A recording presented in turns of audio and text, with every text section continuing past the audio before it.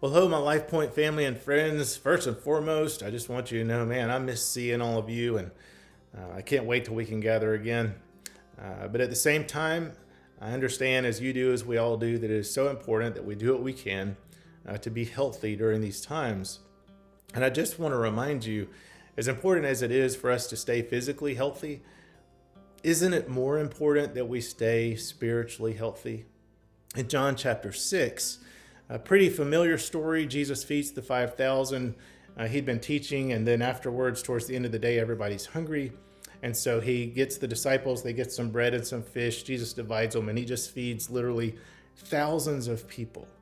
What I wanted to lift up to you today is at the end of that story in John chapter 6, verse 14, here's an interesting thing that often we just overlook. We stop after Jesus feeds the 5,000, but that's not actually how the story ends.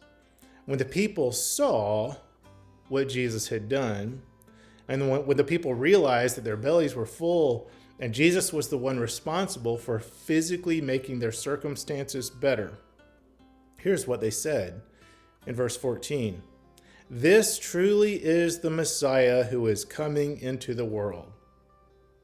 So notice, Jesus was like the greatest president ever, the greatest Senate ever, the greatest House of Representatives together, and they all worked together and they made all of our circumstances better, and literally overnight we feel better, our bellies are full, and it's like, great, this is the type of leader that we want.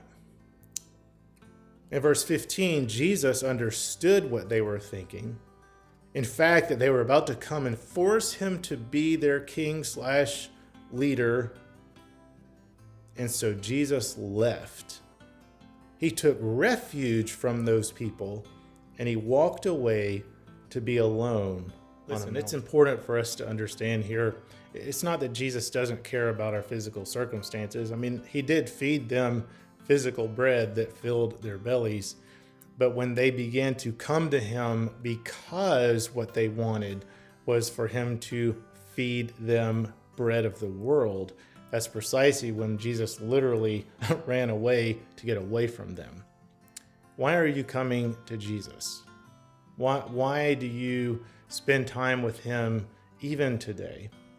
I just want to encourage you and myself to just remember, if we aren't spiritually healthy, we are not healthy. So what about you? Are you spiritually healthy? Are you coming to Jesus not because of what he will do for you, but who he is to you?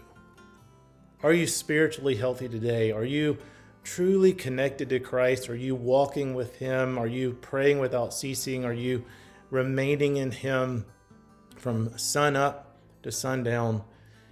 And when you look at yourself in the mirror, and by that I mean when you look deep within at the state of your soul, are you a person who is experiencing peace and love and joy, hope in the future, and goodness and patience and kindness and faithfulness?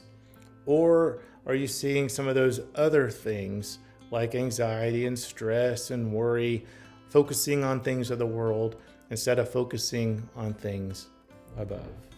So I want to encourage you, walk in the Holy Spirit of God today. Invite his Spirit into your heart, into your home. Take some moments where you have quiet time, silence, to listen, to ask, to seek, to knock on the door of Jesus and say, hey, come into my heart, Lord, and speak to me, guide me, be your light so I not only am warmed up, but I can see where you want me to go next. Follow where he leads, and make no mistake, Jesus will lead you to those places that you want, I should say, need to be, regardless of what's going on in the world around us.